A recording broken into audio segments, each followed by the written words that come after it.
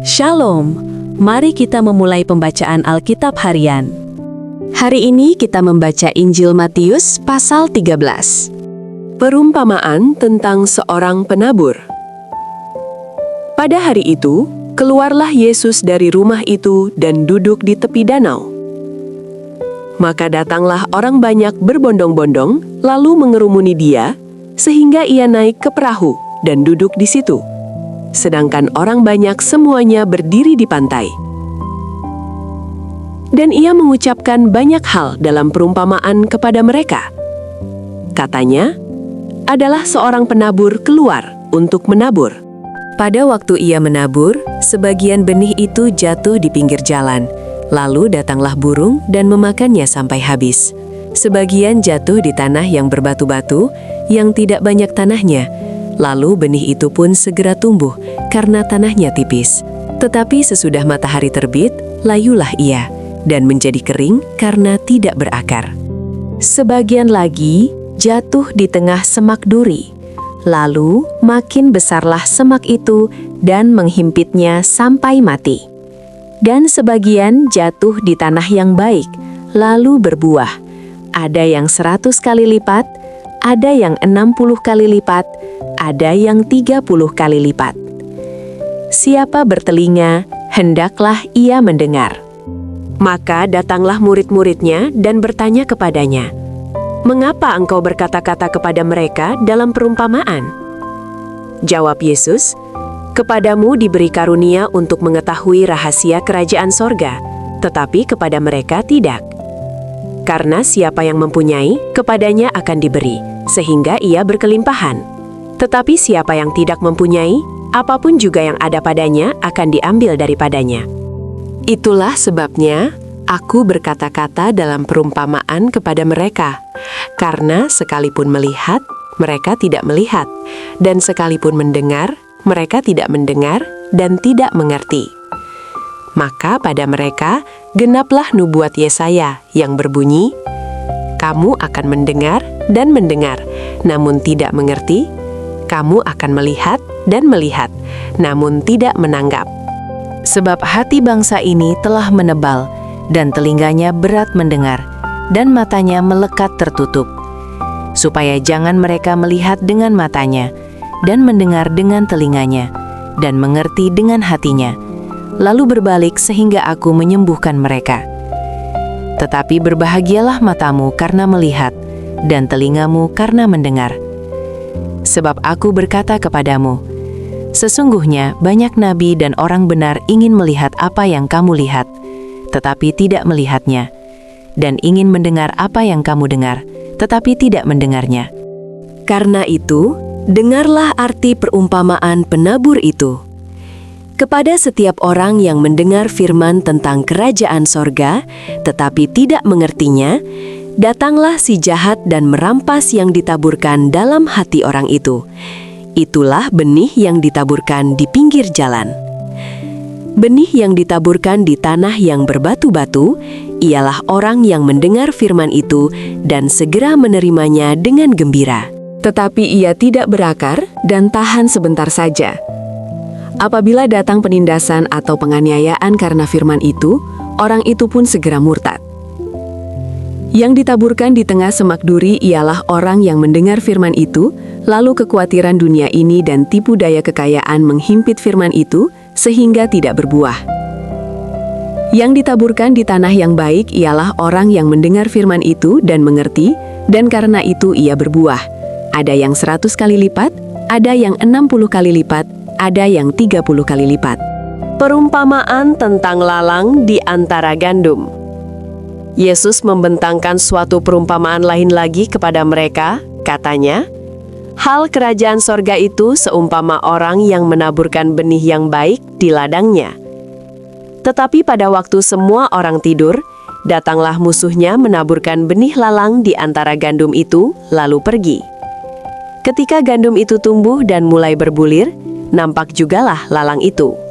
Maka datanglah hamba-hamba tuan ladang itu kepadanya dan berkata, "Tuan, bukankah benih baik yang tuan taburkan di ladang tuan? Dari manakah lalang itu?"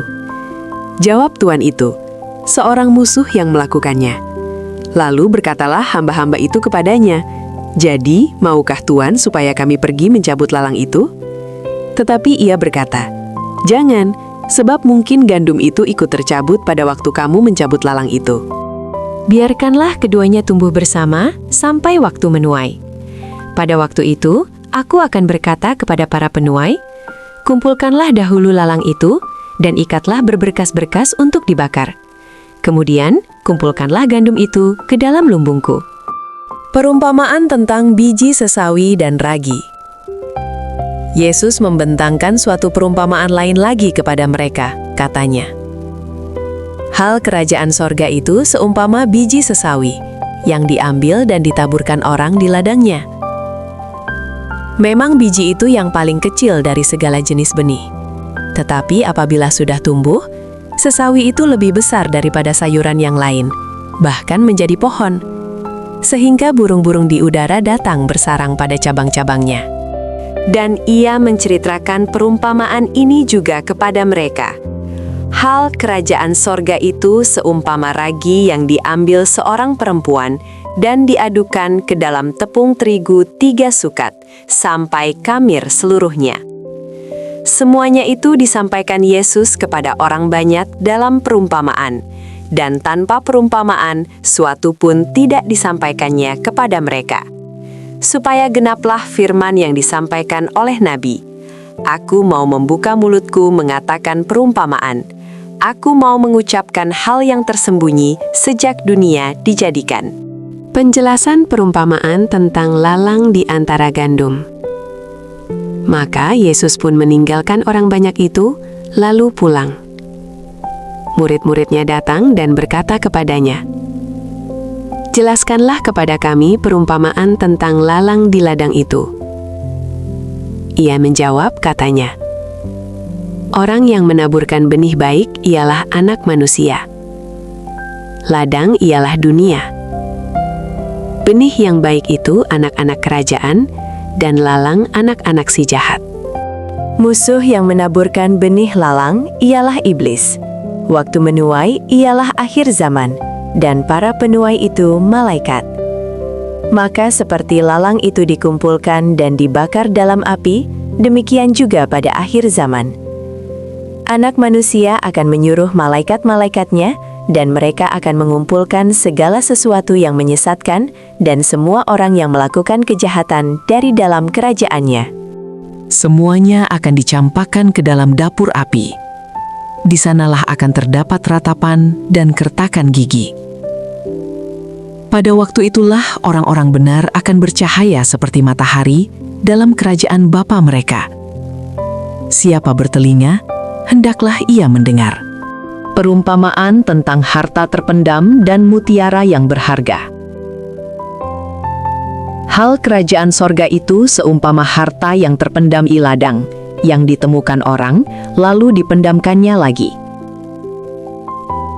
Oleh sebab sukacitanya, pergilah ia menjual seluruh miliknya, lalu membeli ladang itu. Demikian pula hal kerajaan sorga itu seumpama seorang pedagang yang mencari mutiara yang indah. Setelah ditemukannya mutiara yang sangat berharga, ia pun pergi menjual seluruh miliknya, lalu membeli mutiara itu. Perumpamaan tentang pukat. Demikian pula, hal kerajaan sorga itu seumpama pukat yang dilabuhkan di laut, lalu mengumpulkan berbagai-bagai jenis ikan. Setelah penuh, pukat itu pun diseret orang ke pantai, lalu duduklah mereka dan mengumpulkan ikan yang baik ke dalam pasu, dan ikan yang tidak baik mereka buang. Demikianlah juga pada akhir zaman. Malaikat-malaikat akan datang memisahkan orang jahat dari orang benar, lalu mencampakkan orang jahat ke dalam dapur api. Di sanalah akan terdapat ratapan dan kertakan gigi. Mengertikah kamu semuanya itu? Mereka menjawab, "Ya, kami mengerti." Maka berkatalah Yesus kepada mereka, "Karena itu, setiap ahli Taurat yang menerima pelajaran dari hal kerajaan sorga itu, seumpama tuan rumah yang mengeluarkan harta yang baru dan yang lama dari perbendaharaannya." Yesus ditolak di Nazaret. Setelah Yesus selesai menceritakan perumpamaan-perumpamaan itu, ia pun pergi dari situ. Setibanya di tempat asalnya, Yesus mengajar orang-orang di situ di rumah ibadat mereka. Maka takjublah mereka dan berkata, "Dari mana diperolehnya hikmat itu dan kuasa untuk mengadakan mujizat-mujizat itu? Bukankah ia ini anak tukang kayu? Bukankah ibunya bernama Maria dan saudara-saudaranya, Yakobus, Yusuf, Simon, dan Yudas? Dan bukankah saudara-saudaranya perempuan semuanya ada bersama kita? Jadi dari mana diperolehnya semuanya itu?" Lalu mereka kecewa dan menolak dia. Maka Yesus berkata kepada mereka, "Seorang nabi dihormati di mana-mana, kecuali di tempat asalnya sendiri dan di rumahnya." Dan karena ketidakpercayaan mereka, tidak banyak mujizat diadakannya di situ. Terima kasih Tuhan Yesus untuk firman-Mu hari ini. Tolong kami menyimpan firman-Mu di dalam hati dan mempraktikannya dalam hidup kami. Di dalam nama Tuhan Yesus kami berdoa. Amin. Terima kasih sudah meluangkan waktu mendengarkan firman Tuhan hari ini. Kiranya firman ini menjadi terang dan kekuatan. Sampai jumpa besok.